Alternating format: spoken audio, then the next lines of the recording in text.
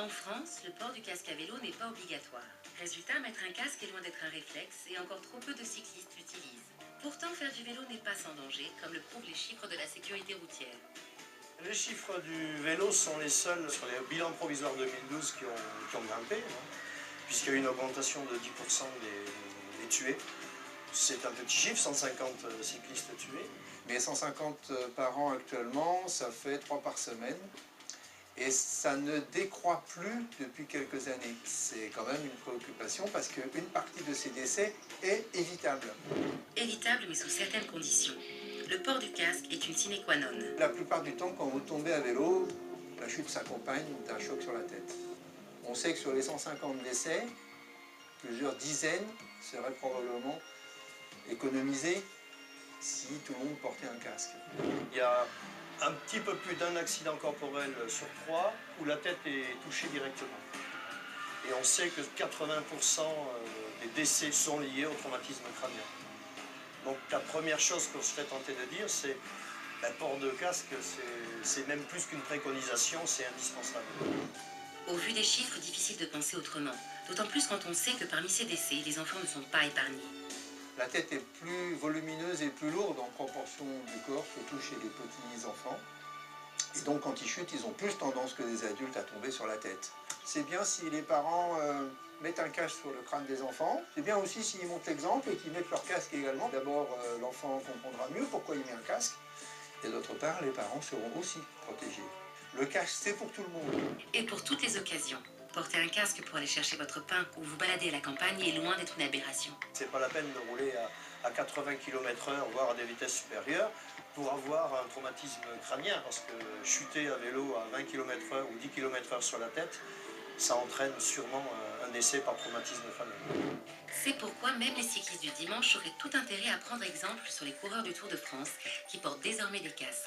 Laurent Jalabert, l'ancien champion cycliste, a même avoué que le casque lui avait sûrement sauvé la vie lors d'une chute.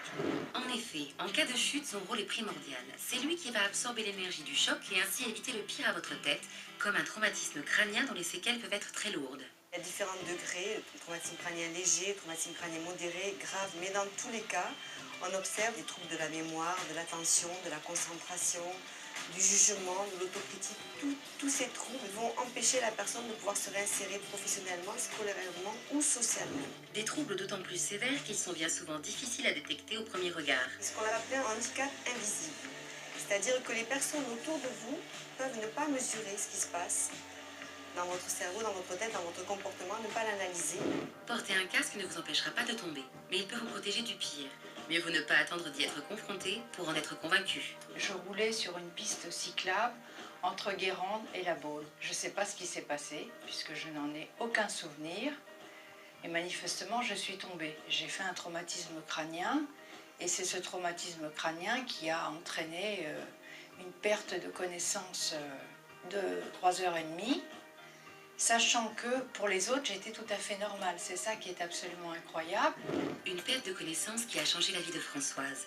Après une longue hospitalisation et une période de rééducation, Françoise a perdu son travail et garde des séquelles à vie. J'ai des douleurs neurologiques au niveau de l'œil qui sont constantes. Après, il y a les troubles de la mémoire immédiate avec lequel je vis, donc je fais plein de bêtises, je me rappelle plus où je me gare, 1000 petits détails qui font que j'ai gardé des troubles de la mémoire et je n'ai jamais pu reprendre la place que j'avais dans le cadre de mon travail. Donc ma vie professionnelle s'est arrêtée le jour de mon accident. Alors quand on pose la question du port du casque à Françoise, probablement qu'en tombant, j'aurais eu moins de mouvement de ma tête au moment de l'impact et peut-être que cet accident ne se serait pas produit aussi grave si j'avais porté un casque. Malheureusement, seulement 15% des cyclistes semblent convaincus que le casque est indispensable. Alors loin de nous l'idée de l'imposer, mais par contre de dire vraiment ça peut vous protéger, il n'y a que ça qui va vous protéger. Encore faut-il que votre casque soit le bon. Pour ça, il y a 2-3 trucs incontournables à vérifier avant d'enfourcher votre vélo. Première chose, pour qu'un casque soit fonctionnel, c'est qu'il s'ajuste parfaitement sur votre tête. Une autre chose aussi, c'est que vous puissiez le régler pour qu'il ait un bon maintien et qu'il ait une bonne solidarité sur la tête.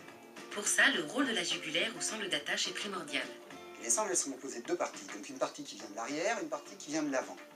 Cette partie-là, elle est reliée par des croisillons. Il faut les mettre en dessous des lobes d'oreille, parce que c'est la partie qui vous permet d'éviter au casque de basculer soit en avant, soit en arrière. Assurez-vous que votre casque est maintenu comme il faut.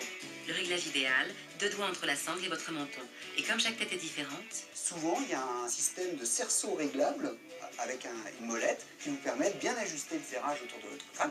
votre casque en main, ou plutôt sur la tête, pas question d'en faire n'importe quoi, à commencer par l'endroit où vous allez le stocker. La particularité du polystyrène, c'est que c'est un matériau qui, quand il vieillit, il perd ses pouvoirs absorbants.